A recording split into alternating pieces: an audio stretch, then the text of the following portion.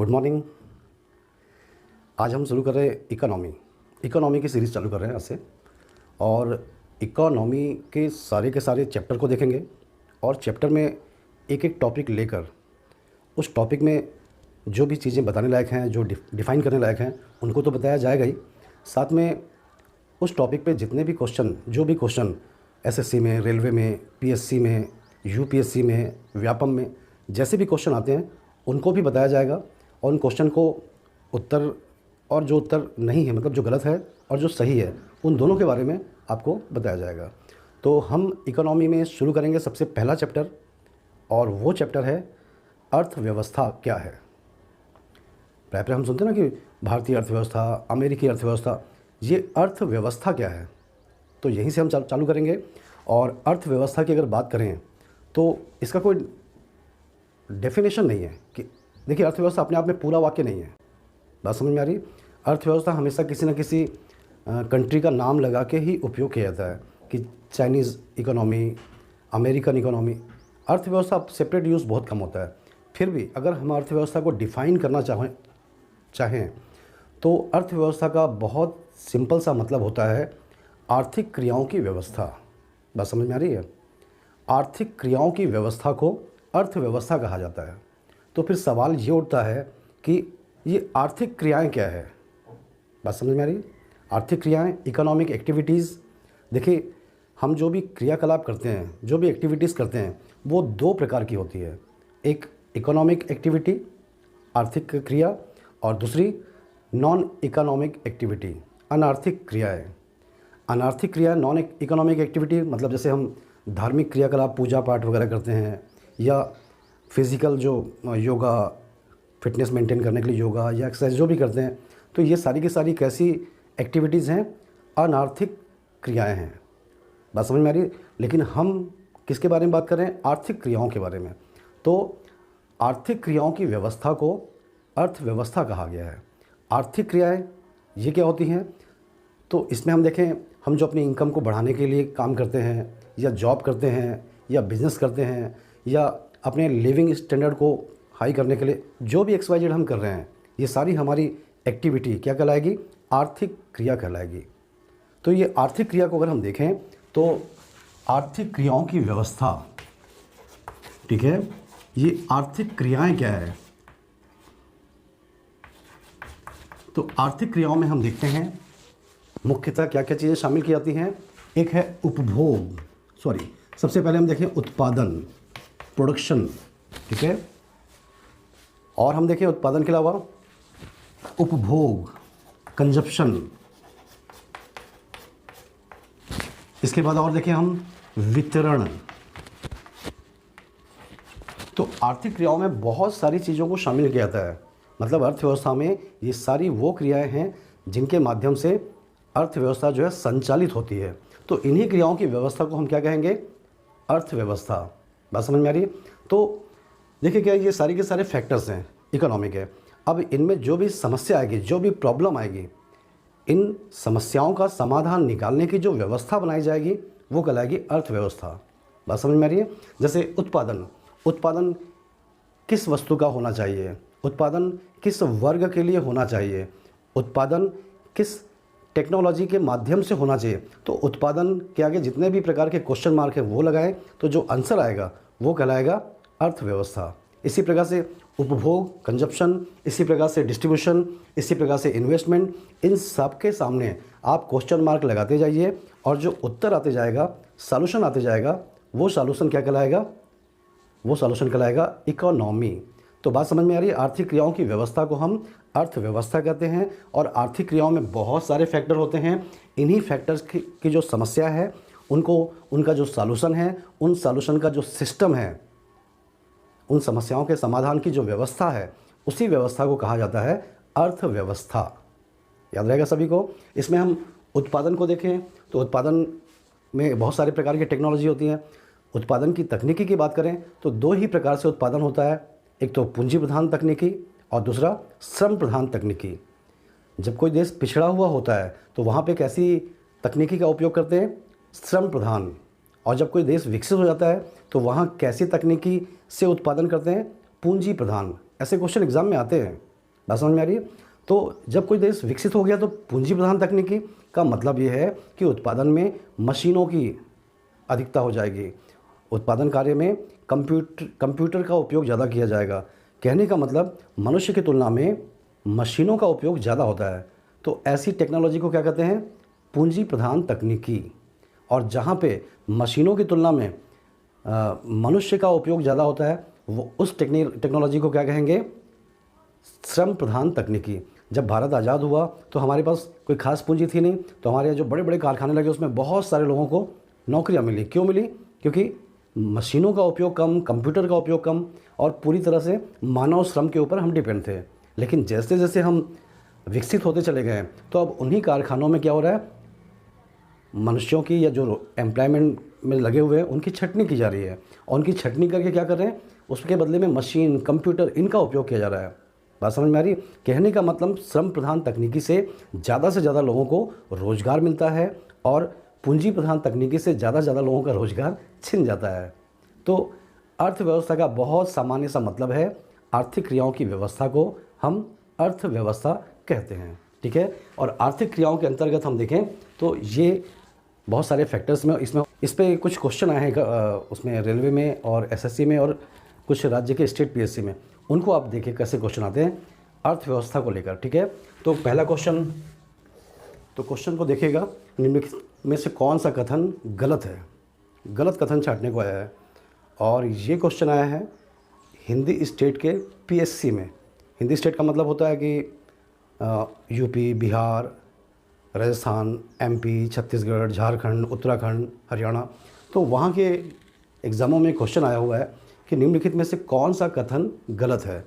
देखिए पहला कथन है अर्थव्यवस्था संसाधनों की अधिकता का सामना करती है, अधिकता की समस्या का सामना करती है, अधिकता की समस्या का सामना करती है। और बी है किसी अर्थव्यवस्था की मुख्य समस्या है संसाधनों का बंटवारा, अर्थव्यवस्था संसाधनों के उपयोग की समस्या का सामना करती है। और डी कथन है कि अर्थव्यवस्था संसाधनों की वृद्धि की समस्या का सामना करती है। इनमें से गलत कथन कौन सा है? तो अगर हम अर्थव्यवस्था को देखें तो अर्थव्यवस्था समस्या के समाधान देती है ना। तो समस्या किस बात की है? जो संसाधन है उनका बेहतर उपयोग करना। ठीक है। तो संसाधन की अधिकता ये कोई समस्या नहीं है, बात समझ में आ रही? बल्कि समस्या ये है कि संसाधन चाहे अधिक हो चाहे कम हो, उनका बेहतर उपयोग करना, ये अर्थव्यवस्था के लिए समस्या होती है। तो इस स्टेटमेंट में ये कथन गलत है। और बाकी तीनों कथन अर्थव्यवस्था के मुख्य संसाधनों का बंटवारा करना, मतलब प्रॉपर डिस्ट्रीब्यूट हो सके, जो हमारी रिसोर्सेज हैं वो प्रॉपर डिस्ट्रीब्यूट हो सकें। संसाधनों के उपयोग की समस्या बताया अभी मैं कि संसाधन चाहे कम हो चाहे ज़्यादा हो, उनका बेहतर उपयोग कैसे करें, ये अपने आप में एक समस्या होती है। और संसाधनों की वृद्धि कोई समस्या नहीं होती, संसाधन रिसोर्सेज जितने ज़्यादा होंगे उतना ही अर्थव्यवस्था के लिए अच्छी है। तो ये तीनों सही कथन है और एक कथन जो है वो गलत है। बात समझ में आ रही है? तो ये स्टेट पीएससी के एग्ज़ाम में है। अगला क्वेश्चन देखते हैं, वो एसएससी के एग्ज़ाम में और रेलवे के एग्ज़ाम में पूछा है। अगला क्वेश्चन देखें हम, तो क्वेश्चन देखिएगा आप। क्वेश्चन है किसी देश का आर्थिक विकास किस पर निर्भर करता है? ये 4 ऑप्शन हैं, इन चारों ऑप्शन में से आपको छांटना है। तो पहला ऑप्शन है प्राकृतिक संसाधन। संसाधन देखिए, हमेशा संसाधन जो होते हैं वो 2 प्रकार के होते हैं किसी भी देश के पास। एक होता है प्राकृतिक संसाधन और दूसरा होता है मानवीय संसाधन, natural resources and human resources. ठीक है। तो किसी भी देश के आर्थिक विकास के लिए बहुत ज़्यादा ज़रूरी है, बहुत ज़्यादा क्या बल्कि सबसे ज़्यादा ज़रूरी है कि उस देश के पास जो संसाधन हैं, रिसोर्सेज हैं, वो कैसे हैं, कितने हैं। जिस देश के पास जितने ज़्यादा रिसोर्सेज होंगे, संसाधन होंगे, चाहे प्राकृतिक हो चाहे मानवीय, चाहे दोनों, उस देश का उतना ही ज़्यादा आर्थिक विकास होगा। तो पहला तो बहुत ज़रूरी है। दूसरा पूंजी निर्माण। देखिए पूंजी निर्माण का मतलब होता है कि ऐसी वस्तुएं जो उत्पादन को प्रोत्साहन देती हैं। बात समझ में आ रही है? तो ऐसी चीज़ें, ऐसी बातें, ऐसा जो भी करें वस्तु जो उत्पादन को प्रोत्साहन देती हैं, बढ़ावा देती हैं। तो उत्पादन में जो सहायक चीज़ें हैं उनके ऊपर जो निवेश किया जाएगा उसको कहेंगे पूंजी निर्माण, कैपिटल फॉर्मेशन। बात समझ में आ रही है? जैसे हम देखें गांव-गांव सड़कें बना दी गई हैं, अब गांव-गांव सड़क बन गई है तो उसका परिणाम क्या हो रहा है कि आपको चिप्स, लेज़, कुरकुरे आपको गांव-गांव में मिलेगा, जबकि 15-20 साल पहले अगर आप सोचें तो गांव देहातों में ये चिप्स और लेज़ और कुरकुरे बिल्कुल भी नहीं मिलते थे। क्यों? क्योंकि अब सड़कें बन गई हैं, अब आने जाने का साधन बन गया, अब वहाँ पे गाड़ियाँ चलती हैं। बात समझ में आ रही है? अब गांव में बैठ के कोई किसान है वो मोबाइल से ही पता कर लेता है कि शहर में भिंडी का रेट या टमाटर, तो अपने फसल टमाटर या भिंडी को अगर तोड़ना है तो वो रेट के हिसाब से। बात समझ में आ रही है? तो ये सारी चीज़ें क्या है, ये कैपिटल फॉर्मेशन कराती हैं।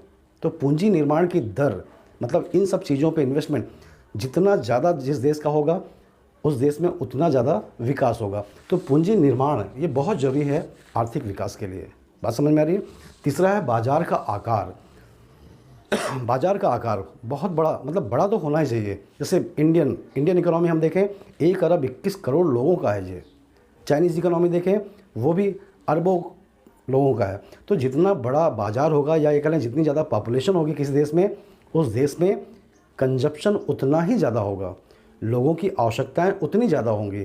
तो निश्चित है कि बाज़ार अगर बड़ा होगा तो विकास की संभावनाएं भी बहुत ज़्यादा होंगी। तो ये भी आवश्यक है। और चौथा कथन देखिए, उपरोक्त सभी। ठीक है, तो हम देख रहे हैं कि तीनों कथन बिल्कुल सही हैं और ये क्वेश्चन एसएससी में भी पूछा गया है और रेलवे में भी पूछा गया है। देखिए इकोनॉमी के जो क्वेश्चन एग्ज़ाम में पूछे जाते हैं, परीक्षाओं में पूछे जाते हैं, उसमें कठिन क्वेश्चन या तो यूपीएससी में होते हैं या एसएससी में होते हैं इकोनॉमी पार्ट के। क्योंकि यूपीएससी में जो इकोनॉमी के क्वेश्चन होंगे वो इकोनॉमिक क्राइसिस को लेकर होंगे। वर्ल्ड इकोनॉमी में या इंडियन इकोनॉमी में जो क्राइसिस है या जो आने वाली है उनके ऊपर क्वेश्चन यूपीएससी वाले बहुत फोकस करते हैं। और एसएससी के इकोनॉमी के क्वेश्चन की बात करें तो यहाँ पर इकोनॉमी से कम और इकोनॉमिक्स से ज़्यादा होता है। ये इकोनॉमी और इकोनॉमिक्स में अंतर समझ रहे होंगे। इकोनॉमिक्स एक सब्जेक्ट है, अर्थशास्त्र। बात समझ में आ रही है? और इकोनॉमी क्या है? इसी विषय का एप्लाइड फॉर्म है, मतलब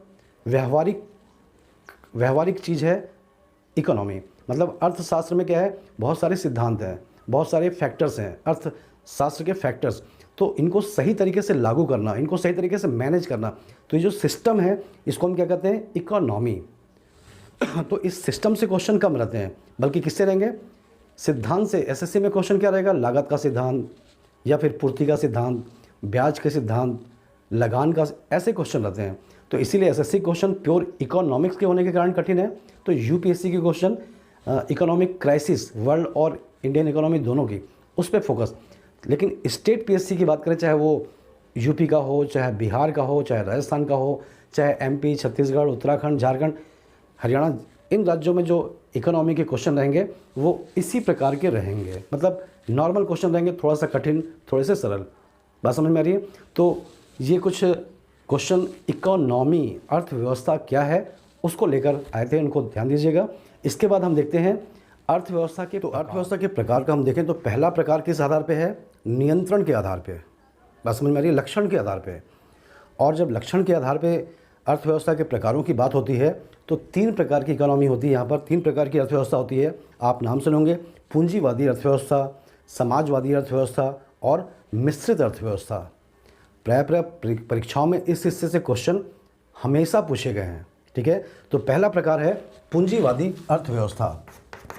ठीक है, और पूंजीवादी अर्थव्यवस्था की बात करें तो किसी भी अर्थव्यवस्था को हम कैसे पहचानेंगे कि पूंजीवादी है कि नहीं है, तो इसके लक्षण की हम देखें, बात करें तो यहाँ पर पहला लक्षण ये है कि आर्थिक क्रियाओं का जो संचालन है वो पूरी तरह से निजी हाथों में होता है।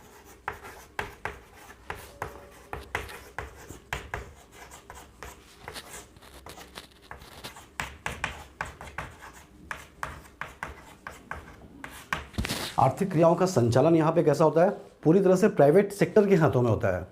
और जब प्राइवेट सेक्टर के हाथों में रहेगा तो वो क्या करेगा, इकोनॉमी को अपने हिसाब से मैनेज करेगा, अपने प्रॉफिट के हिसाब से। मतलब कभी भी शॉर्टेज क्रिएट करेगा, कभी भी प्रोडक्शन को कम करके, इस तरीके की एक्टिविटी से कुल मिला के यहाँ पर आर्थिक क्रियाओं का जो संचालन है, आर्थिक क्रियाएं बता चुका हूँ मैं, उत्पादन, उपभोग, वितरण, निवेश, इन सारी क्रियाओं को आर्थिक क्रिया कहते हैं। तो यहाँ पर पूरी तरह से किसके हाथों में होता है, प्राइवेट सेक्टर के हाथों में होता है। और गवर्नमेंट इन मामले में किसी प्रकार का इंटरफेयर नहीं करती है या ये कहें कि ना के बराबर करती है। बात समझ में आ रही है? गवर्नमेंट इंटरफेयर नहीं करती है, इसीलिए इसको अहस्तक्षेप वाली अर्थव्यवस्था भी कहा जाता है। याद रखिएगा, ये क्वेश्चन भी एसएससी में आ चुका है। अहस्तक्षेप वाली अर्थव्यवस्था किसे कहा गया है? तो याद रखिएगा, ये पूंजीवादी अर्थव्यवस्था को कहा गया है। क्यों? क्योंकि यहाँ गवर्नमेंट इस मामले में किसी प्रकार का इंटरफेयर या तो नहीं करती है या बहुत कम करती है। और इस पॉलिसी को, मतलब इंटरफेयर ना करने की पॉलिसी को, एडम्स स्मिथ के द्वारा एक नाम दिया गया, लेजिस फेयर। क्या नाम दिया गया? लेजिस फेयर। लेजिस फेयर कहा गया। ठीक है, तो ये लेजिस फेयर पॉलिसी किसके द्वारा दी गई? तो याद रखिएगा, किसके द्वारा दी गई है? Adam Smith. और एडम स्मिथ की बात करें तो इन्हीं को क्या कहा गया है? अर्थशास्त्र का पिता, फादर ऑफ इकोनॉमिक्स। किसको कहा गया है? Adams Smith. इनकी बुक का नाम क्या है? तो याद रखिएगा, इनकी बुक थी वेल्थ ऑफ नेशन। और इसी पुस्तक में हम देखें तो ये जो पूंजीवादी अर्थव्यवस्था, अगर हम कहें, कभी एग्जाम में क्वेश्चन जरूर पूछ सकता है कि पूंजीवादी अर्थव्यवस्था ये कॉन्सेप्ट कहाँ से आया? तो याद रखिएगा, कॉन्सेप्ट वेल्थ ऑफ नेशन से आया है। ये कॉन्सेप्ट किसके द्वारा दिया गया है? तो याद रखिएगा, एडम स्मिथ के द्वारा दिया गया है। Adam Smith, father of economics, याद रखिएगा। तो उन्होंने इस अहस्तक्षेप वाली नीति को क्या नाम दिया है? लेजिस फेयर नाम दिया है। याद रहेगा सभी को। तो पहली विशेषता यह है पूंजीवादी अर्थव्यवस्था की कि यहाँ पर आर्थिक क्रियाओं का संचालन पूरी तरह से प्राइवेट सेक्टर के हाथों में होता है और गवर्नमेंट इस मामले में किसी प्रकार का इंटरफेयर नहीं करती है। याद रहेगा सभी को। दूसरा हम देखें, दूसरा जो पॉइंट है वो है आपका मुख्य उद्देश्य। आर्थिक क्रियाओं के संचालन का मुख्य उद्देश्य क्या होता है? तो याद रखिएगा, पूंजीवादी अर्थव्यवस्था में आर्थिक क्रियाओं के संचालन का मुख्य उद्देश्य होता है प्रॉफिट कमाना। मतलब अपने प्रॉफिट को, पर्सनल प्रॉफिट को कैसे मैक्सिमाइज किया जा सके। तो यहाँ पर जो भी प्राइवेट सेक्टर जो भी आर्थिक क्रियाओं का संचालन कर रहा है, उसका मुख्य उद्देश्य क्या होता है? अपने प्रॉफिट को अधिकतम करना, मैक्सिमाइज करना। तो ये मुख्य उद्देश्य है। ठीक है। तीसरा हम देखें, कीमत। वस्तुओं की कीमत कैसे तय होती है? कीमत का निर्धारण कैसे होता है? तो याद रखिएगा, यहाँ पर कीमत का निर्धारण मार्केट में होता है। बात समझ में आ रही है? कीमत का निर्धारण यहाँ पे बाजार में होता है और कंपटीशन के माध्यम से होता है। कहने का मतलब वस्तु की मांग और वस्तु की पूर्ति, डिमांड और सप्लाई वस्तु की, ये दोनों एक दूसरे को जहाँ टच करते हैं, क्रॉस करते हैं, उसी पॉइंट पे उस वस्तु की कीमत तय होती है। तो याद रखिएगा, पूंजीवादी अर्थव्यवस्था में कीमतें, वस्तुओं की कीमतें कैसे तय होती हैं? बाजार में तय होती हैं और कंपटीशन के माध्यम से तय होती हैं और मांग और पूर्ति दोनों के नियम के आधार पर तय होती हैं। ये बात अलग है कि कभी कभी ये होता है कि जो उत्पादक है वो क्या करता है, इनके साथ छेड़छाड़ करता है। कीमत मतलब मांग और पूर्ति, मांग से तो छेड़छाड़ नहीं कर सकता, लेकिन पूर्ति हमेशा किसके पास होती है? उत्पादक के पास, प्रोड्यूसर के पास। तो वो क्या करता है? पूर्ति को, सप्लाई को प्रभावित करता है। सप्लाई कम कर देगा, स्टॉक कर लेगा। बात समझ में आ रही है? तो ऐसी दशा में देखिए, पूर्ति का नियम ये कहता है ना कि अगर वस्तु की पूर्ति कम हो जाएगी तो क्या होगा? कीमतें बढ़ जाएंगी। तो वहाँ पे सप्लाई को कम करेगा तो कीमत बढ़ जाएगी, कीमत बढ़ जाएगी तो उसका प्रॉफिट और बढ़ जाएगा।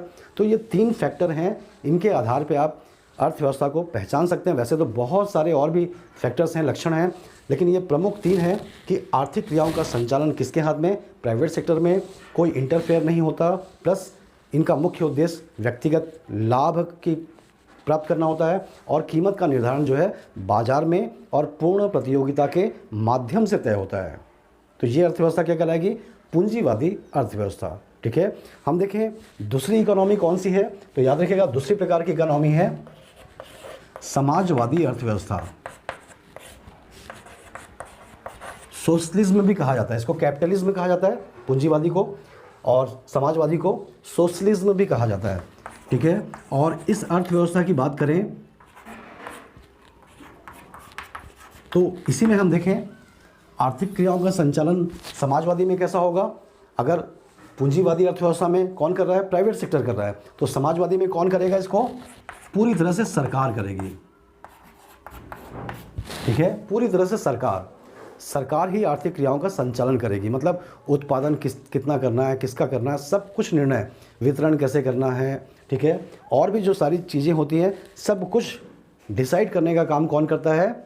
सरकार करती है। यहाँ पे प्राइवेट सेक्टर को आने की अनुमति नहीं होती है, यहाँ प्राइवेट सेक्टर होता ही नहीं है। तो इसीलिए याद रखिएगा कि कौन सी अर्थव्यवस्था को सरकारी अर्थव्यवस्था कहा गया है, तो याद रखिएगा समाजवादी अर्थव्यवस्था को क्या कहा गया है? सरकारी अर्थव्यवस्था भी कहा गया है। क्यों? क्योंकि यहाँ आर्थिक क्रियाओं का संचालन किसके हाथ में होता है? सरकार के हाथ में होता है, ठीक है। तो यहाँ पे सब कुछ सरकार तय करती है, इवन उपभोग भी सरकार तय करती है। उपभोग मतलब कंजप्शन, कौन कितना कंजप्शन करेगा वो भी सरकार तय करती है। कौन कितना एक दिन में शक्कर खाएगा, कौन एक दिन में कितना आलू खाएगा, मतलब ये मैक्सिमम वो सीमा लिमिट तय रहती है, आप उससे ज़्यादा उस वस्तु को खरीद नहीं सकते। तो पहला ये है कि यहाँ पे आर्थिक क्रियाओं का संचालन पूरी तरह से सरकार के हाथों में सेंट्रलाइज होता है। दूसरा लक्षण हम देखें किसका था? दूसरा उद्देश्य क्या होता है? तो पूंजीवादी अर्थव्यवस्था का मुख्य उद्देश्य क्या है? लाभ की प्राप्ति, लाभ को बढ़ावा देना। लेकिन समाजवादी अर्थव्यवस्था का मुख्य उद्देश्य क्या होगा? सामाजिक लाभ की प्राप्ति, मतलब समाज के हर एक वर्ग को, समाज के हर एक व्यक्ति को अधिकतम सुविधाएं उपलब्ध करना, अधिकतम उपभोग की वस्तुएं उपलब्ध करना, मतलब सब चीज़ प्रॉपर डिस्ट्रीब्यूट हो। ऐसा नहीं कि कुछ ही हाथों में सेंट्रलाइज हो जाए, इनकम कुछ हाथों में सेंट्रलाइज, प्रोडक्शन कुछ हाथों, जी नहीं, यहाँ पे प्रॉपर डिस्ट्रीब्यूशन को ध्यान दिया जाता है। क्यों? क्योंकि समाजवादी अर्थव्यवस्था का मुख्य उद्देश्य क्या है? सामाजिक लाभ की प्राप्ति, सोशल प्रॉफिट। बात समझ में आ रही है? तो जस्ट अपोजिट है पूंजीवाद और समाजवाद। हम देखें समाजवाद के तीसरा लक्षण कीमत निर्धारण की बात करें तो पूंजीवाद में हम देखे थे कीमत निर्धारण कहाँ पे होता है? बाजार में। बाजार की शक्तियों के द्वारा, मांग और पूर्ति के द्वारा पूंजीवाद में कीमतों का निर्धारण होता है। लेकिन समाजवाद में हम देखें तो बाजार में तय नहीं होता, बल्कि वस्तुओं की कीमतें कौन तय करेगा? सरकार तय करती है।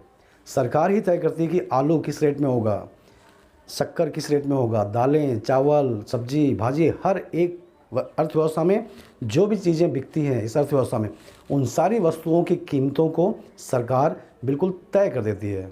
बात समझ में आ रही है? यही कारण है कि यहाँ पर किसी भी वस्तु की कीमत एकदम बढ़ नहीं जाती, एकदम कम नहीं हो जाती, लगभग प्राइस जो है कांस्टेंट बनी रहती है, स्थिर बनी रहती है। क्यों? क्योंकि बाजार जो है किसके हाथ में है? सरकार के हाथ में है। तो ये तीन लक्षण, पहला तो आर्थिक क्रियाओं का संचालन, दूसरा मुख्य उद्देश्य कीमत निर्धारण, हम देख रहे हैं पूंजीवाद की तुलना में समाजवाद में बिल्कुल विपरीत है, ठीक है। तीसरी इकोनॉमी हम देखें, और तीसरी इकोनॉमी है मिश्रित अर्थव्यवस्था, ठीक है। हम यहाँ देख रहे हैं, यहाँ पे लिख रहे हैं मिश्रित अर्थव्यवस्था, मिक्स्ड इकोनॉमी। तो ये मिक्स्ड इकोनॉमी क्या है? देखिए, समाजवाद की अपनी समस्या है और पूंजीवाद की अपनी अलग समस्या है। पूंजीवाद में क्या होता है? गवर्नमेंट इंटरफेयर नहीं करती, प्राइवेट सेक्टर बिल्कुल फ्री हो जाते हैं और अनाप शनाप पैसे कमाते हैं। समाजवाद में क्या है कि लोगों को एंटरप्रेन्योरशिप की प्रेरणा नहीं मिल पाती, प्रोडक्शन करने की या अपना लिविंग स्टैंडर्ड प्रेरणा नहीं मिल पाती, क्योंकि मालूम है जितना भी कर लो इनकम तो लिमिट में रहेगी। तो दोनों ही अर्थव्यवस्थाओं की अपनी अलग अलग समस्या है। तो इन समस्या का समाधान कैसे होगा? वो होता है मिक्स्ड इकोनॉमी। वैसे हम देखें मिक्स्ड इकोनॉमी, मिश्रित अर्थव्यवस्था का जो कॉन्सेप्ट है वो वर्ल्ड में पहली बार कब आया? वो आया 1929। 1929 में विश्व में महान मंदी आई, ग्रेट डिप्रेशन, याद होगा। तो ये 1929 में पूंजीवादी देशों को पूरी तरह से तबाह हो गया, पूंजीवादी देश, ठीक है, प्रोडक्शन बहुत, लेकिन उसको खरीदने वाले कोई नहीं, खरीदने के लिए लोगों के पास पैसा ही नहीं। तो 1929 के बाद इन पूंजीवादी अर्थव्यवस्थाओं को लगा कि गवर्नमेंट के द्वारा इंटरफेयर तो करना चाहिए, भले सीमित रूप में, बिल्कुल बहुत ज़्यादा इंटरफेयर नहीं, लेकिन प्राइवेट सेक्टर के ऊपर कंट्रोल करना जरूरी है और उनके ऊपर इंटरफेयर इस प्रकार करें उनको एक गाइडेंस मिले, एक दिशा मिले। तो यहाँ से हस्तक्षेप होना चालू हुआ, और जब गवर्नमेंट का हस्तक्षेप पूंजीवादी अर्थव्यवस्थाओं में होना चालू हुआ अलग अलग देशों में, तो ये नई प्रकार की इकोनॉमी क्या कहलाई? मिश्रित अर्थव्यवस्था। बात समझ में आ रही है? मिश्रित अर्थव्यवस्था में क्या होता है? तो हम यही देखें, आर्थिक क्रियाओं का संचालन पूंजीवाद में गवर्नमेंट के, प्राइवेट सेक्टर के हाथ में, तो समाजवाद में गवर्नमेंट के हाथ में। तो मिश्रित अर्थव्यवस्था में क्या है? दोनों के पास आर्थिक क्रियाओं का संचालन गवर्नमेंट भी करती है और प्राइवेट सेक्टर भी करता है। जैसे हम भारत में देखें तो यहाँ पे स्टील का प्रोडक्शन गवर्नमेंट भी कर रही है और प्राइवेट सेक्टर भी कर रहा है। बात समझ में आ रही है? तो आर्थिक क्रियाओं के संचालन में सरकार और प्राइवेट दोनों ही सेक्टर लगे होते हैं, साथ साथ मौजूद होते हैं। हम देखें मुख्य उद्देश्य क्या होता है, तो मुख्य उद्देश्य अगर प्राइवेट सेक्टर उत्पादन कर रहा है तो निश्चित है उसका उद्देश्य होगा प्रॉफिट कमाना, जबकि जब गवर्नमेंट जब काम कर रही है तो गवर्नमेंट का उद्देश्य क्या होगा, प्रॉफिट कमाना नहीं होगा बल्कि सामाजिक लाभ होगा। तो दोनों प्रकार का उद्देश्य, जो पूंजीवाद का उद्देश्य है और जो समाजवाद का उद्देश्य है, वो दोनों प्रकार के उद्देश्य मिश्रित अर्थव्यवस्था में देखे जाते हैं। तीसरा लक्षण हम देखें कीमत निर्धारण, तो यहाँ पर कीमत निर्धारण बाजार में भी होता है और गवर्नमेंट भी करती है। बाज़ार में देखे होंगे आप, हर चीज़ बाज़ार में बिकती है और कभी कम कभी ज़्यादा, कभी प्याज 100 रुपये किलो, कभी प्याज 30 रुपये किलो, कभी आलू 15 रुपये किलो, कभी आलू 60 रुपये किलो। ये बाज़ार में मांग और पूर्ति के आधार पे। लेकिन इन्हीं सब चीज़ों को गवर्नमेंट भी तो तय करती है। गवर्नमेंट कुछ आवश्यक चीज़ों को एक निश्चित दाम पे बेचने के लिए, याद होगा आपको कि पब्लिक डिस्ट्रीब्यूशन सिस्टम डेवलप करके रखी है। PDS की दुकानें, कहीं कहीं कंट्रोल की दुकान भी कहते हैं, कहीं उसको सार्वजनिक वितरण प्रणाली की दुकान भी कहते हैं। तो जो भी कहते हैं, इनके माध्यम से गवर्नमेंट जो है अपने यहाँ क्या करती है, चना, गेहूँ, चावल, शक्कर, ये सारी आवश्यक चीज़ें, अनिवार्य चीज़ें एक निश्चित दाम पर जनता को उपलब्ध कराती है। तो यहाँ पर हम क्या देख रहे हैं, कीमत निर्धारण मिक्स इकोनॉमी में गवर्नमेंट भी कर रही है तो प्राइवेट सेक्टर भी कर रहा है, मतलब बाजार भी कर रहा है। तो दोनों का मिक्सर जो है वो मिक्स इकोनॉमी कहलाता है। आज के समय में हम देखें तो पूंजीवादी अर्थव्यवस्था कौन सा देश है, मैं समझता हूँ शायद ही कोई देश बचा होगा। सारे देश कन्वर्ट हो चुके हैं मिक्स इकोनॉमी के रूप में। समाजवादी देश कौन सा होगा, शायद ही कोई देश बचा होगा जो समाजवादी होगा। रशिया 91 के पहले, जब उसको सोवियत यूनियन कहते थे, 1991 सोवियत यूनियन अलग अलग टुकड़ों में बट गया, ठीक है, 15 देशों में बट गया। तो एक देश रूस हुआ। तो 1991 के पहले जो सोवियत यूनियन हुआ करता था वहाँ पे समाजवाद था, जैसा मैं आपको बताया बिल्कुल वैसे ही था। और पूंजीवाद 1929 के पहले अमेरिका में, ब्रिटेन, फ्रांस, जर्मनी में यहाँ पे पूंजीवाद था। लेकिन 1929 के बाद उन देशों में और 1991 के बाद सोवियत यूनियन, इन सारे देशों में अब क्या हो गया, मिक्स्ड इकोनॉमी को अपना लिया गया है। मिक्स्ड इकोनॉमी मतलब तीनों चीज़ों पे दोनों गवर्नमेंट और प्राइवेट दोनों सेक्टर साथ साथ में काम करते हैं। मिक्स्ड इकोनॉमी का सबसे अच्छा एग्जाम्पल है तो वह है भारत। क्यों? क्योंकि भारत में आप साफ साफ देख सकते हैं कि गवर्नमेंट भी उसी क्षेत्र में काम कर रही है और प्राइवेट सेक्टर भी उसी क्षेत्र में काम कर रहा है। और तो और आप ये भी देख सकते हैं कि कहीं कहीं गवर्नमेंट और प्राइवेट दोनों में कंपटीशन भी है। तो इसीलिए मिश्रित अर्थव्यवस्था का सबसे अच्छा उदाहरण किसको माना गया है, भारत को माना गया है। तो तीन प्रकार की अर्थव्यवस्था किस आधार पे, कंट्रोल के आधार पे, नियंत्रण के आधार पे, या फिर लक्षण के आधार पे, जो भी कहना चाहें, पूंजीवाद, समाजवाद और मिश्रित अर्थव्यवस्था। एग्जाम में चाहे वो SSC हो, चाहे रेलवे हो, चाहे PSC हो, चाहे UPSC हो, चाहे व्यापम हो, यहाँ से क्वेश्चन जरूर आते हैं। कैसे कैसे क्वेश्चन आए देखते हैं अपन, ठीक है। तो आप इसका तो क्वेश्चन देखें, निम्नलिखित में से कौन सा भारतीय अर्थव्यवस्था का प्रमुख लक्षण है। ये क्वेश्चन प्राय सभी जगह है, SSC, railway, Vyapam, PSC, UPSC, सभी स्टेट में है। तो सभी को मालूम है कि भारत में कौन सी अर्थव्यवस्था को अपनाया गया है, मिश्रित अर्थव्यवस्था। भारतीय अर्थव्यवस्था कैसी अर्थव्यवस्था है, मिश्रित। कॉमन क्वेश्चन है, बहुत सरल क्वेश्चन है। किस आर्थिक प्रणाली में सरकार यह निर्णय लेती है कि समाज की आवश्यकता अनुसार भिन्न भिन्न वस्तुओं का उत्पादन किया जाए। ऑप्शन देखिएगा, अभी भी मैं बताया कौन सी व्यवस्था में सरकार उत्पादन करती है, समाजवादी। इसका राइट आंसर समाजवादी भी है और इसका राइट आंसर मिश्रित भी है। देखिए मिश्रित में भी, मिश्रित अर्थव्यवस्था में भी सरकार जो है भिन्न भिन्न वस्तुओं का उत्पादन करती तो है, लेकिन व्यापक पैमाने पर नहीं करती, हर सेक्टर में नहीं करती। लेकिन हम समाजवादी की बात करें तो समाजवादी अर्थव्यवस्था में सरकार हर सेक्टर में उत्पादन करती है। तो दोनों सही आंसर है, समाजवादी भी सही है, मिश्रित भी ठीक है, लेकिन ज़्यादा सही कौन सा है, समाजवादी अर्थव्यवस्था। यहाँ पे सरकार जो है वो आर्थिक क्रियाओं का संपूर्ण संचालन करती है, उत्पादन भी करती है। तो राइट आंसर क्या होगा, समाजवादी। अगला क्वेश्चन देखिएगा, भारत में योजनाबद्ध अर्थव्यवस्था किस पद्धति से लिया गया है। मतलब भारत में योजनाबद्ध अर्थव्यवस्था मतलब योजना बनाकर इकोनॉमी को डेवलप करना, पंचवर्षीय योजनाएं, बात समझ में आ रही। अर्थ उद्योग के क्षेत्र में, खनिज के क्षेत्र में, कृषि के क्षेत्र, ऐसे हर सेक्टर वाइज योजना बनाना और पंचवर्षीय योजनाओं के माध्यम से उन लक्ष्यों को प्राप्त करना। तो ये भारतीय अर्थव्यवस्था में कहाँ से लिया गया है, कहाँ से लिया गया है, समाजवादी। याद रखिएगा, ये व्यवस्था लिया गया समाजवादी अर्थव्यवस्था। भारत को ये पंचवर्षीय योजना अपनाने की प्रेरणा कहाँ से मिली, सोवियत यूनियन। सोवियत यूनियन में, जिसको हम सोवियत संघ भी कहते हैं, रशिया भी कहते हैं, उसको ग्लास्तोनोस्त कहा जाता था। इस प्रकार की योजनाओं को वहाँ क्या कहते थे? ग्लास्तोनोस्त। तो रशिया भी इसी प्रकार से डेवलप हुआ है, अलग अलग सेक्टर की अलग अलग समय की योजना। खनिज के क्षेत्र में 3 साल की योजना, एग्रीकल्चर के क्षेत्र में 5 साल की योजना, उद्योग के क्षेत्र में 10 साल की योजना। तो उस तरीके से योजनाबद्ध विकास भारतीय अर्थव्यवस्था में कहाँ से लिया गया? सोवियत यूनियन से लिया गया। और सोवियत यूनियन उस समय किस प्रकार की अर्थव्यवस्था वाला देश था? समाजवादी। तो इसका राइट आंसर क्या होगा? समाजवादी। क्वेश्चन देखिएगा, रिक्त स्थान भरिए। स्टेटमेंट देखिएगा, भारत ने समाज का समाजवादी रूप लाने के लिए डैश डैश डैश ब्लैंक है यहाँ पर, को अपनी आर्थिक प्रणाली में अपनाया। तो भारत में समाजवादी रूप लाने के लिए कौन सा सिस्टम? पहली बात तो ब्लैंक को हटाइए। भारत की आर्थिक प्रणाली कौन सी है? बहुत सिंपल है, मिश्रित अर्थव्यवस्था। भारत में कौन सी इकोनॉमी को अपनाया गया है? तो याद रखिएगा, मिश्रित अर्थव्यवस्था। तो यही आंसर क्या बन जा रहा है कि कौन सी प्रणाली को अपनाया है? मिश्रित अर्थव्यवस्था। ठीक है। अब रही बात मिश्रित अर्थव्यवस्था से समाजवादी रूप को, तो हमको मालूम है कि मिश्रित अर्थव्यवस्था दोनों ही प्रणाली का मिक्सर है। मतलब पूंजीवादी अर्थव्यवस्था के लक्षण भी हैं और समाजवादी अर्थव्यवस्था के लक्षण भी हैं। तो हम कह सकते हैं कि समाजवादी जो लक्षण आए हैं वो कौन सी प्रणाली से आए हैं हमारे यहाँ? मिश्रित अर्थव्यवस्था। तो याद रखिएगा इसको। अगला क्वेश्चन देखिएगा, भारत को मिश्रित अर्थव्यवस्था किसके अस्तित्व के कारण कहा जाता है? ये क्वेश्चन अनेक बार आता है, हमेशा हर जगह ये क्वेश्चन अक्सर आता है। तो याद रखिएगा, सार्वजनिक क्षेत्र, निजी क्षेत्र, संयुक्त क्षेत्र और सहकारी क्षेत्र, इन चारों में से 1 4 1 2 3 4 2 4। सार्वजनिक क्षेत्र मतलब सरकारी उद्योग, निजी क्षेत्र का मतलब प्राइवेट सेक्टर की इंडस्ट्री, और संयुक्त क्षेत्र मतलब जहाँ पे गवर्नमेंट और प्राइवेट दोनों मिल के प्रोडक्शन कर रहे हैं, काम कर रहे हैं, और सहकारी का मतलब कोऑपरेटिव इंस्टीट्यूट। तो हम देखें इनमें से मिश्रित अर्थव्यवस्था का लक्षण क्या है?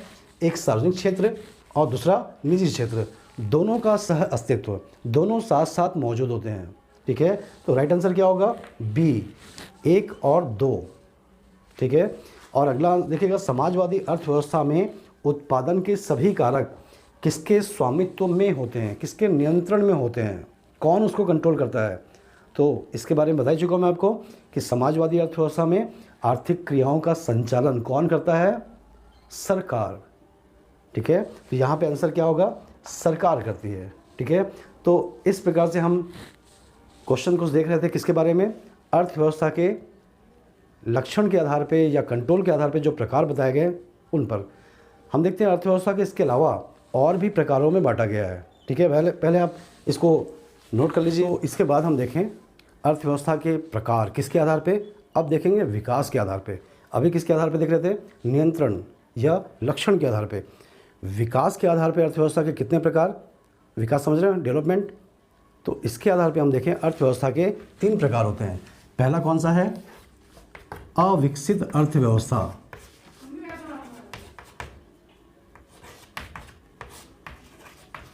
ये अविकसित अर्थव्यवस्था का मतलब क्या होता है? अंडर डेवलप्ड इकोनॉमी का मतलब क्या होता है? ऐसी अर्थव्यवस्थाएं जहां न तो विकास हुआ है और न ही भविष्य में विकास होने की संभावनाएं हैं। बात समझ में आ रही है? न तो विकास हुआ है और न ही भविष्य में होने की संभावना है। ऐसा क्यों? न तो हुआ है न होने। रिसोर्स, संसाधन का भयंकर अभाव होता है। इन अर्थव्यवस्थाओं में प्रायः न तो प्राकृतिक संसाधन होता है और न ही मानवीय संसाधन होता है, और जैसा भी होता है, जितना भी होता है, वो बहुत ही ख़राब किस्म का होता है। बात समझ में आ रही है? यहाँ की मिट्टी उपजाऊ नहीं होती, यहाँ की मिट्टी के भीतर ज़्यादा मिनरल्स नहीं, खनिज नहीं पाए जाते हैं। ठीक है। मिट्टी अच्छी नहीं है, मिट्टी के अंदर भी इसका परिणाम कि यहाँ के मनुष्य भी उतने ज़्यादा प्रोडक्टिव, उत्पादक नहीं होते हैं। बात समझ में आ रही है? तो ये देश कौन से देश होंगे? तो याद रखिएगा, अधिकांशतः अफ्रीकन कंट्री, अफ्रीका के अधिकांशतः देश कैसे देश हैं? अविकसित अर्थव्यवस्था, अविकसित देश हैं। क्यों? क्योंकि वहाँ संसाधन के नाम पे कुछ भी नहीं है। अगर है भी तो एक आध दो, किसी के पास सोना ही सोना है, किसी के पास हीरा है, किसी के पास पेट्रोल है, लेकिन डाइवर्सिटी नहीं है, बहुत सारी चीज़ें नहीं हैं। बात समझ में आ रही है? तो ये देश क्या कहलाते हैं? अविकसित अर्थव्यवस्था। ठीक है। विकास के आधार पे हम देखें दूसरा प्रकार होता है विकसित अर्थव्यवस्था, और विकसित अर्थव्यवस्था का मतलब होता है कि जो अर्थव्यवस्थाएं अपना भरपूर विकास कर चुकी हैं और इतना विकास कर चुकी हैं, इतना डेवलपमेंट कर चुकी हैं कि इन अर्थव्यवस्थाओं के लिए मुख्य समस्या डेवलपमेंट नहीं है बल्कि ग्रोथ है। बात समझ में आ रही है? विकास मुख्य समस्या नहीं इनकी, बल्कि इनकी मुख्य समस्या समृद्धि की है। मतलब जो डेवलपमेंट हो चुका है उसको बनाए रखना, उसको माइनस नहीं होने देना, उसको बनाए रखना और धीरे धीरे थोड़ा थोड़ा सा ही प्लस करते चलना। तो ऐसी अर्थव्यवस्था जहाँ भरपूर विकास हो चुका है और जहाँ की मुख्य समस्या विकास ना होकर, डेवलपमेंट ना होकर ग्रोथ की समस्या मुख्य समस्या है, ऐसी इकोनॉमी को हम क्या कहेंगे? विकसित अर्थव्यवस्था। और विकसित अर्थव्यवस्था में कौन से देश आते हैं? अधिकांशतः यूरोपियन कंट्री, अधिकांशतः उत्तरी अमेरिका के देश। कैसे देश हैं ये सब? यूएसए है, फ्रांस है, ब्रिटेन है, ये सब कैसे देश हैं? विकसित देश हैं। ठीक है। तीसरे प्रकार की इकोनॉमी होती है विकासशील अर्थव्यवस्था, और विकासशील अर्थव्यवस्था को ही एक नाम और दिया गया है। क्या नाम दिया जाता है? अल्प विकसित अर्थव्यवस्था। अल्प विकसित भी कहते हैं और विकासशील भी कहते हैं। अल्प विकसित का मतलब जहाँ पे विकास बहुत अल्प हुआ है, कम हुआ है। विकासशील या अल्प विकसित एक ही है। यहाँ पे विकास बहुत कम हुआ है। ठीक है। लेकिन इनके साथ क्या है कि भविष्य में विकास की भरपूर संभावनाएं यहाँ पे मौजूद होती हैं। यहाँ पे विकास अल्प या कम क्यों हुआ है? क्योंकि इस प्रकार की अर्थव्यवस्था में जो भी देश हैं उनमें से अधिकांश देश किसी अन्य देश के गुलाम थे, और जिस देश के गुलाम थे वो देश यहाँ पे विकास नहीं किया, यहाँ के संसाधन का बेहतर उपयोग नहीं किया। इसी कारण यहाँ पे विकास आधा अधूरा कह सकते हैं, बहुत कम हुआ है। तो फिर भविष्य में विकास की संभावनाएं क्यों मौजूद है यहाँ पर? इसलिए मौजूद है कि प्राय इन देशों में संसाधन बहुत ज़्यादा है। संसाधन, प्राकृतिक संसाधन भी भरपूर है और मानवीय संसाधन भी भरपूर है। हम भारत को ही देखें, भारत कैसा देश है? विकासशील देश है। और हम भारत में संसाधन की बात करें तो मानवीय संसाधन देखिए, जनसंख्या देखिए, भारत पूरे विश्व में सेकंड नंबर पे है। प्राकृतिक संसाधन की बात करें भारत में तो भारत की मिट्टी में शायद ही ऐसी कोई फसल हो जो न उत्पादन की जाती हो, सारी फसल होती है यहाँ पर। मिट्टी के भीतर जाके देखें तो शायद ही कोई खनिज हो, एक आध दो होंगे जो भारत में नहीं होते, बाकी सारे खनिज यहाँ पे पाए जाते हैं। तो प्राकृतिक संसाधन भी भरपूर है, मानवीय संसाधन भी भरपूर है। समस्या क्या है कि इन संसाधनों का बेहतर उपयोग नहीं हो पाया, इसलिए विकास आधा अधूरा रह गया। लेकिन क्या है, सारी की सारी इकोनॉमी, सारे के सारे देश अब क्या हो गए? स्वतंत्र हो चुके हैं। यहाँ पे सरकारें स्वतंत्र रूप से काम कर रही हैं। इस कारण इन देशों में, विकासशील देशों में, स्वतंत्र सरकारें अपने संसाधन का बेहतर उपयोग करके धीरे धीरे से ही विकास कर रही हैं। और भविष्य में इसीलिए विकास की संभावनाएं हैं क्योंकि इनके यहाँ संसाधन भरपूर है। तो इसको विकासशील अर्थव्यवस्था कहा जाता है। भारत कैसा देश है? विकासशील। और कौन कौन से देश ऐसे हैं तो याद रखिएगा, अधिकांशतः दक्षिण एशियाई देश, साउथ एशियन कंट्री कैसे देश हैं? विकासशील है। और साथ में अधिकांशतः दक्षिण अमेरिकी देश, साउथ अमेरिकन देश कौन है? ब्राज़ील, अर्जेंटीना, चिली, ये सब कैसे देश हैं? विकासशील अर्थव्यवस्था। याद रहेगा सभी को। तो विकासशील अर्थव्यवस्था जहाँ पे विकास की भरपूर संभावनाएं भविष्य में मौजूद हैं। एक और लिखा एग्जाम में अक्सर भी पूछा गया है, अल्प विकसित अर्थव्यवस्था। तो ये अल्प विकसित अर्थव्यवस्था के लक्षण क्या होते हैं? भारत भी तो अल्प विकसित अर्थव्यवस्था है। तो एक अल्प विकसित अर्थव्यवस्था होने के नाते इसके लक्षण क्या है? तो जैसा कि मालूम होगा, पहला लक्षण क्या है? पहला लक्षण यही कि निम्न प्रति व्यक्ति आय। तो ये अल्प विकसित अर्थव्यवस्था के लक्षण हैं। देखिएगा, भारत भी अल्प विकसित अर्थव्यवस्था है, तो यहाँ लक्षण जो लिखे हैं वो सब भारत में भी आपको दिखेंगे। पहला लिखा निम्न प्रति व्यक्ति आय। हमको मालूम है भारत में अभी भी हमारी प्रति व्यक्ति आय जो है काफ़ी निम्न है। बस समझ में, निम्न प्रति व्यक्ति आय वाले देशों में से भारत है, सभी को मालूम है। प्राथमिक क्षेत्र की प्रधानता, हमारे यहाँ जब से आज़ाद हुए तब से सबसे ज़्यादा किस सेक्टर में हमारा कारोबार ज़्यादा रहा है? Primary sector. हालांकि अब धीरे धीरे कम होता जा रहा है, लेकिन प्राथमिक क्षेत्र की अधिकता ही, प्रधानता ही जो है मुख्य रही है भारत में। औद्योगिक पिछड़ापन हम देखें भारत में अभी तो नहीं, लेकिन आज से 30 साल पहले तक, 20-30 साल पहले तक हम देखें औद्योगिक पिछड़ापन बहुत ज़्यादा था। पहली बात तो उद्योग बहुत कम थे, 20-30 साल पहले देखें उद्योग बहुत कम थे, और जो भी उद्योग थे वो पिछड़ी हुई तकनीकी एकदम उनका जो टेक्नोलॉजी था काफ़ी पिछड़ापन था। तो औद्योगिक पिछड़ापन होने के कारण भारत का विकास समुचित नहीं हो पा रहा था। पूंजी निर्माण की निम्न दर, हम देखें आज से 10 साल पहले 15 साल पहले की बात करें तो भारत में पूंजी निर्माण की दर काफ़ी निम्न थी। मतलब ऐसे फैक्टर, ऐसी चीज़ों में इन्वेस्टमेंट बहुत कम था जो उत्पादन को बढ़ावा देते थे। गांव-गांव में सड़कें नहीं थी, बताया मैं आपको, गांव-गांव सड़क नहीं थी और बहुत सारी चीज़ें नहीं थी। तो पूंजी निर्माण की दर काफ़ी निम्न थी हमारे यहाँ। आय व संपत्ति का असमान वितरण ये आज भी मौजूद है। भारत की अधिकांशतः आय जो है, इनकम जो है, वो कुछ हाथों में सेंट्रलाइज होती है। मतलब भारत की अगर हम 98% इनकम की बात करें तो 2% लोगों के हाथ में सेंट्रलाइज है और बाकी 2% के पास, बात समझ में आ रही है? तो बहुत ज़्यादा असमान वितरण है। आयात की अधिकता ये अभी भी मौजूद है। भारत के अगर आयात और निर्यात को अगर हम ध्यान से देखें तो अभी भी हमारा आयात निर्यात की तुलना में ज़्यादा है। हमको व्यापार में अभी भी घाटा उठाना पड़ता है। तो ये जो लक्षण हैं ये किसी अल्प विकसित अर्थव्यवस्था के लक्षण होते हैं और भारत भी ऐसे ही अर्थव्यवस्था है। तो इन लक्षणों को याद रखिएगा, ठीक है। इस पे मतलब ये जो विकास के आधार पे 3 वर्गों में बांटा गया है, इसको लेके जो क्वेश्चन एग्जाम में आए अलग अलग एग्जामों में, उसको देखते हैं। पहले आप इसको नोट कर लीजिए, ठीक है। तो क्वेश्चन देखिएगा, निम्नलिखित में से क्या सही ढंग से समझाता है कि भारत एक अल्प विकसित अर्थव्यवस्था है। इसमें स्टेटमेंट देखेगा, उनमें से चुनना इनको है 1, 2, 3, 4 वगैरह। आय का असमान वितरण है क्या भारत में? जी हाँ, बहुत ज़्यादा है, सही कथन है। उच्च निर्भरता दर है क्या सही? जी हाँ, डिपेंडेंसी भारत में बहुत ज़्यादा है। मतलब यहाँ पे कमाते कम है, उनके ऊपर निर्भर रहने वालों की संख्या बहुत ज़्यादा है, तो बिल्कुल सही ये भी। राष्ट्रीय आय में वृद्धि की धीमी दर, बिल्कुल सही है। भारत में राष्ट्रीय आय बहुत धीमी गति से बढ़ती है और खासकर अर्थ स्वतंत्रता के 30-40 साल बाद तक हम देखें भारत में राष्ट्रीय आय की जो वृद्धि दर थी वो 2-3% रहा करती थी। 2-3%, उससे ज़्यादा तो हमारी जनसंख्या वृद्धि दर थी। तो उस समय लोग कमेंट करते थे, अर्थशास्त्री लोग, कि भारत में जो आर्थिक विकास की जो दर है वो हिंदू दर है। मतलब हिंदू दर कहा गया। कई बार एग्जाम में क्वेश्चन आता है कि हिंदू विकास दर का संबंध किससे है, तो राष्ट्रीय आय में धीमी वृद्धि दर को हिंदू दर कहा गया। तो पहले समस्या थी, अभी नहीं, लेकिन फिर भी मानेंगे तो। और अगला है बैंक व वित्तीय क्षेत्र में परिवर्तन। तो खैर बैंक व वित्तीय क्षेत्र में परिवर्तन तो होगा ही होगा।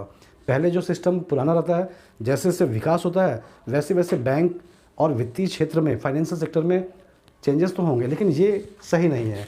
तो पहला, दूसरा, तीसरा ये सही है, लेकिन इस क्वेश्चन में कहीं पर भी ऑप्शन नहीं है कि 1, 2, 3।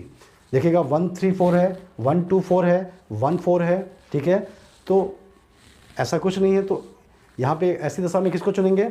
उपरोक्त तो सभी को चुनेंगे। कायदे से देखा है तो सिर्फ 1, 2, 3 ठीक है। बैंक व वित्तीय क्षेत्र में परिवर्तन तो अल्प विकसित का नहीं बल्कि विकसित अर्थव्यवस्था का लक्षण है कि जब इकोनॉमी डेवलप होती है तो सबसे पहला प्रभाव, सबसे पहला परिवर्तन कहाँ नजर आएगा आपको? बैंक और वित्तीय क्षेत्र में। तो खैर यहाँ वो ऑप्शन नहीं है, तो आप इसको भी काउंट कर सकते। जब 3 है तो चौथे को भी आप मान सकते हैं। अगला क्वेश्चन देखिएगा, भारतीय अर्थव्यवस्था की विशेषता है, ठीक है। ऑप्शन 1, 2, कृषि की प्रधानता, उद्योग की प्रधानता, निम्न प्रति व्यक्ति आय, वृहद बेरोजगारी। तो हम देखते हैं भारतीय अर्थव्यवस्था में कृषि की प्रधानता तो है, कृषि प्रधान देश है भारत। उद्योग की प्रधानता है क्या? जी नहीं। निम्न प्रति व्यक्ति आय भारत में है और वृहद बेरोजगारी ये भी भारत में है। तो कहने का मतलब 1, 3, 4 और 1, 3, 4 का ऑप्शन कौन सा है? डी, ठीक है। 1, 3, 4 जो स्टेटमेंट है वो सही है। अल्प विकसित देशों में गरीबी का मुख्य कारण क्या है? स्वैच्छिक निष्क्रियता, खुद से लोग निष्क्रिय हैं क्या? आय में असमानता और सांस्कृतिक गतिविधियों कमी, बुद्धि का अभाव। तो इनमें से कौन सा कारण चुनेंगे आप? स्वैच्छिक निष्क्रियता तो नहीं है, कोई खुद से निष्क्रिय रहेगा ऐसी बात नहीं है। जब सरकार काम देगी, रोजगार देगी तो आदमी काम करेगा, काम ही नहीं मिल रहा है। तो आय में असमानता ये गरीबी का बहुत बड़ा कारण है। भारत में आय है लेकिन कुछ हाथों में सेंट्रलाइज है और अधिकांश लोगों के हाथ में आय जाती नहीं है। तो आय में असमानता, आय के वितरण में असमानता ये बहुत बड़ा फैक्टर है। तो आप इन क्वेश्चन को अच्छे से देख लीजिएगा। फिर अगला क्वेश्चन देखते हैं, ठीक है। तो इसके बाद हम देखते हैं, अभी हम क्या देख रहे थे? अर्थव्यवस्था के प्रकार। इसके बाद हम देखते हैं अर्थव्यवस्था के क्षेत्र, कहने का मतलब अर्थव्यवस्था में जो आर्थिक क्रियाएं होती हैं वो अलग अलग क्षेत्रों में होती हैं, तो क्षेत्रवार बांट दिया गया है। सुनेंगे आप प्राथमिक क्षेत्र, द्वितीयक क्षेत्र, तृतीयक क्षेत्र। तो ये प्राथमिक क्षेत्र या प्राइमरी सेक्टर क्या है, तो याद रखिएगा क्षेत्र को देख रहे हैं तो क्षेत्र में पहला क्षेत्र कौन सा है, प्राथमिक क्षेत्र। और प्राथमिक क्षेत्र का मतलब क्या होगा, तो याद रखिएगा इसके अंतर्गत हम देखते हैं ऐसे व्यवसाय शामिल होते हैं जहाँ पर जो चीज़ें हमको प्राकृतिक रूप में मिलती हैं हम उनको उसी रूप में या तो व्यवसाय कर लेते हैं या उसी रूप में कंज्यूम उपभोग कर लेते हैं। बात समझ में आ रही? जैसे हमको आम मिला, पक्का आम, अब उस पक्के आम को या तो हम कंज्यूम भी कर सकते हैं या बेच भी सकते हैं। जंगल में लकड़ी मिली, उसको जला दिए, तो उसी रूप में कंज्यूम कर रहे हैं। तो ये आर्थिक क्रिया है, ये कौन से क्षेत्र की आर्थिक क्रिया कहलाएगी, प्राथमिक क्षेत्र की आर्थिक क्रिया। मतलब प्रकृति से प्राप्त रूप वस्तु को उसी रूप में व्यवसाय करना और उसी रूप में उपभोग करना। बात समझ में आ रही है? इसके एग्जाम्पल पूछे जाते हैं एग्जाम में कि निम्न में से कौन सा उत्पादन जो है या कौन सी क्रिया जो है वो प्राथमिक क्षेत्र की क्रिया है। तो याद रखिएगा इसमें सबसे प्रमुख कौन सा आएगा, कृषि। और क्या आएगा, पशुपालन। और क्या आएगा इसमें, तो याद रखिएगा वानिकी, जंगल कटाई, फॉरेस्ट्री भी कहते हैं, ठीक है। और इसमें क्या आएगा, तो याद रखिएगा खनिज, माइनिंग, खनिज सेक्टर भी इसी में आएगा, मछली पालन, ठीक है। और क्या नाम है, फल उत्पादन, हार्टिकल्चर, जितने भी ये कृषि से संबंधित या पशुपालन से संबंधित या इस प्रकार की चीज़ें हैं सब के सब किस में आएंगे, प्राथमिक क्षेत्र के व्यवसाय में शामिल होंगे, ठीक है। दूसरा क्षेत्र होता है द्वितीयक क्षेत्र, सेकेंडरी। और द्वितीयक क्षेत्र में हम देखें कैसे व्यवसाय शामिल होते हैं। तो यहाँ पर क्या किया जाता है, जो वस्तु प्राथमिक क्षेत्र से मिली है, जो भी चीज़ें मिली हैं उनको मॉडिफाई करके व्यवसाय किया जाता है। बात समझ में आ रही? जैसे जंगल में क्या मिला, लकड़ी मिला, उसको हम जलाए नहीं या उसको कंज्यूम नहीं किए, बल्कि उसको ले गए आरा मिल, ठीक है। आरा मिल में उसको बढ़िया कट के पीट के उसका दरवाज़ा बना दिए, खिड़की बना दिए, प्लाईवुड बना दिए, तो हम उसका रूप परिवर्तित कर रहे हैं। तो मॉडिफाई करके प्राकृतिक क्षेत्र से प्राप्त वस्तु को मॉडिफाई करके हम उसको व्यवसाय कर रहे हैं, उपभोग कर रहे हैं। तो ये क्षेत्र कौन सा कहलाएगा, प्राथमिक क्षेत्र का, द्वितीयक क्षेत्र कहलाएगा। और इसमें हम देखें क्या क्या शामिल होता है। एक तो पहली चीज़ शामिल होती है निर्माण, ठीक है। दूसरा होता है विनिर्माण। अब ये निर्माण और विनिर्माण में क्या अंतर है, निर्माण का मतलब होता है कंस्ट्रक्शन, लेकिन कैसा कंस्ट्रक्शन, जिसमें संपत्ति बनती हो, जैसे बिल्डिंग का निर्माण, जैसे सड़क का निर्माण। तो ये सब क्या संपत्ति बना रही है, बस में पूंजी का निर्माण हो रहा है। तो ऐसे निर्माण को हम क्या कहेंगे, कंस्ट्रक्शन क्या कहेंगे, निर्माण। और विनिर्माण में क्या होता है, जहाँ वस्तुओं का उत्पादन होता है, जैसे स्टील का प्रोडक्शन, जैसे और भी बहुत सारी चीज़ें उत्पादन की जाती हैं, स्टील का है, बिजली का है, बहुत सारी चीज़ें हैं। तो ये सारी चीज़ें क्या कहलाएंगी, विनिर्माण कहलाएंगी। और इसके अलावा हम देखें बिजली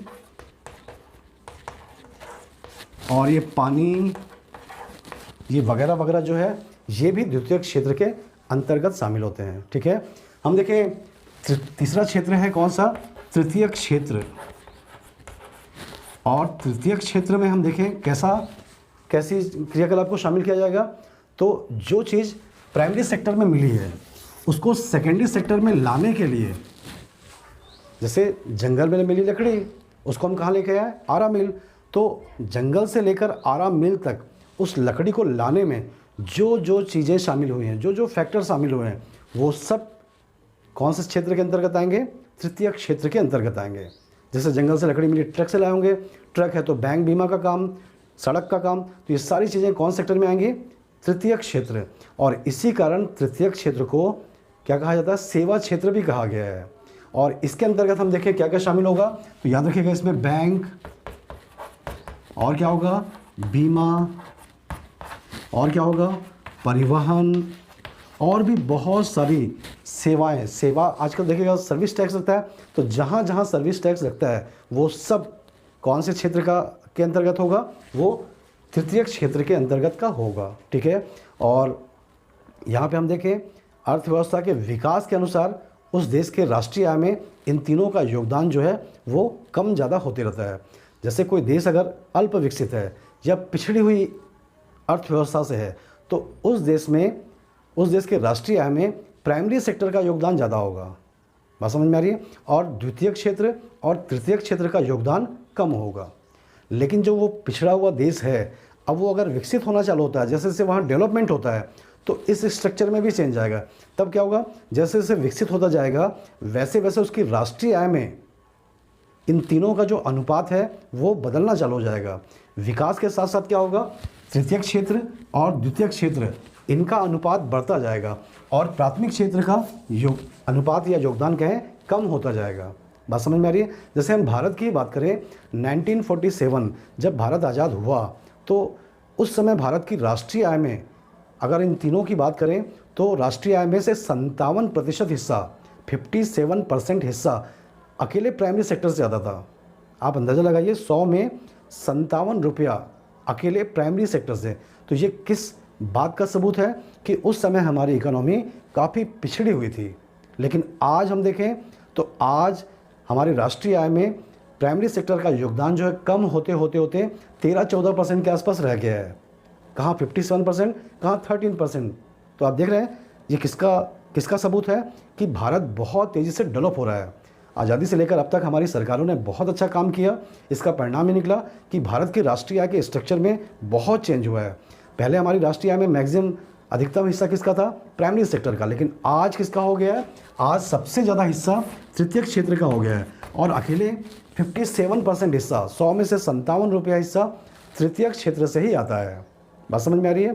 तो ये राष्ट्रीय आय में इनका अनुपात हमेशा हेर फेर होगा। ये डिपेंड करेगा उस देश की अर्थव्यवस्था के विकास या पिछड़ेपन से। तो यहाँ पे जो क्वेश्चन आएंगे आपसे एग्ज़ाम में, अधिकांश क्वेश्चन यहाँ पे एग्जाम्पल ही पूछे जाएंगे कि खनिज कौन से क्षेत्र का व्यवसाय है या बीमा कौन से क्षेत्र का व्यवसाय है। ऐसे क्वेश्चन हमेशा आते हैं, हर एग्ज़ाम में आते हैं। तो आप इनके एग्जाम्पल को अच्छे से याद कर लीजिएगा, ठीक है। तो आज हम ये देखें क्या अर्थव्यवस्था क्या है, अर्थव्यवस्था के प्रकार क्या होते हैं और अर्थव्यवस्था के क्षेत्र क्या हैं, ठीक है। और उन पर जो क्वेश्चन, जैसे जैसे क्वेश्चन अलग अलग एग्ज़ामों में आते हैं उनको हम देख चुके हैं। अगला इकोनॉमी का अगला चैप्टर अगली वीडियो में देखेंगे। आप सभी को बहुत बहुत धन्यवाद। फिर मिलते हैं अगली वीडियो में।